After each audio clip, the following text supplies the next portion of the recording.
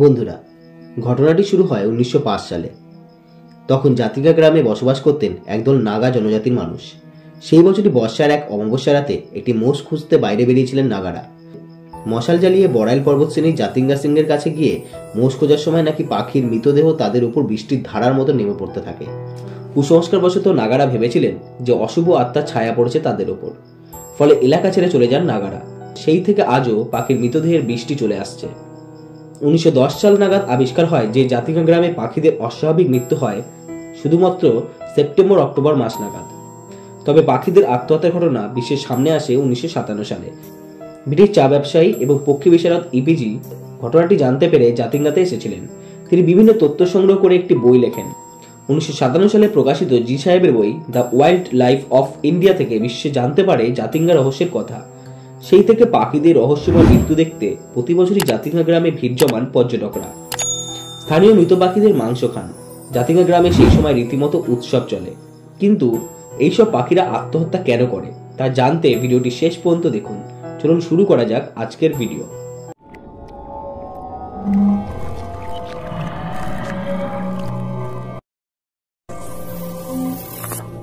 পাখিদের আত্মহত্যা নিয়ে বিশ্বাস এবং বিজ্ঞানীদের মধ্যে টানাপোড়েন রয়েছে। স্থানীয়দের বিশ্বাস, আকাশে উঠতে থাকা দুষ্ট আত্মারা এই পাখিদের নামিয়ে আনে। তবে সব পাখিদের নয়।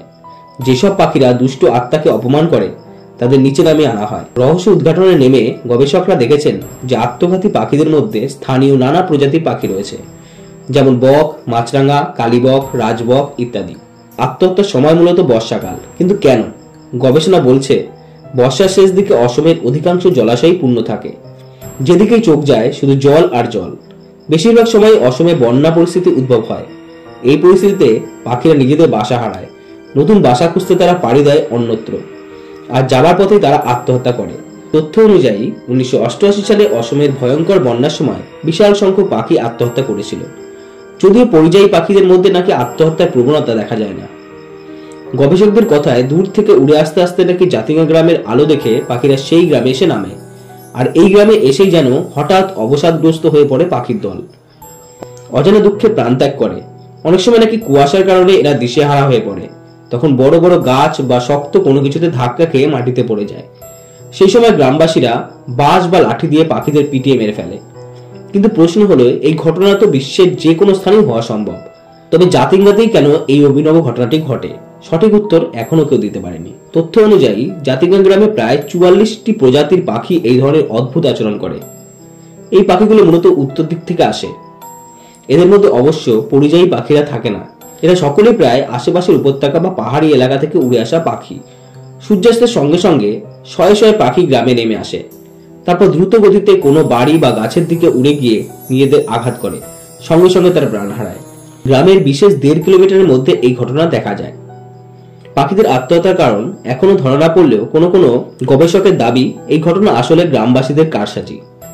বর্ষায় বন্যার ফলে ফসল নষ্ট হয়ে যায় বলে গ্রামে খাদ্যাভাব দেখা দেয়।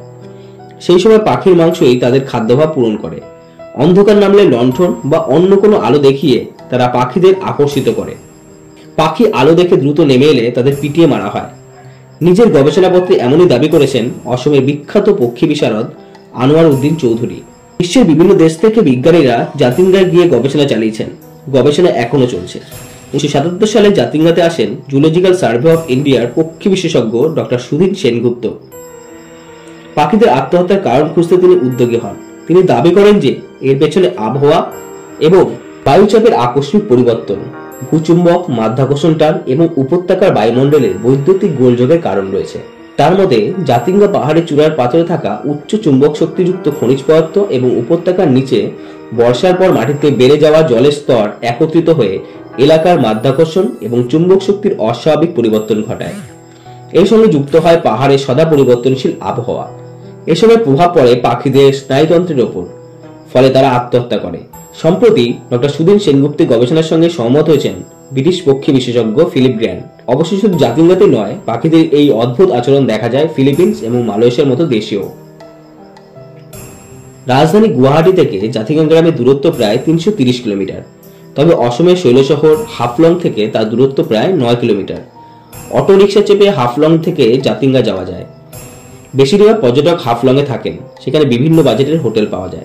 জাতিঙ্গাতে একটি বার্ড ওয়াচিং সেন্টার আছে, সেখানে থাকারও ব্যবস্থা রয়েছে। সেজন্য অবশ্য জেলা বন দপ্তরের অনুমতি নিতে হয়। শিলচর যাওয়ার বাসে আবার সরাসরি জাতিঙ্গা পৌঁছানো যায়। যারা একদিনে জাতিঙ্গা ট্যুর করতে চান তারা এই বাসে চেপে সেখানে যেতেই পারেন। ভিডিওটি ভালো লাগলে অবশ্যই শেয়ার এবং সাবস্ক্রাইব করবেন। ধন্যবাদ।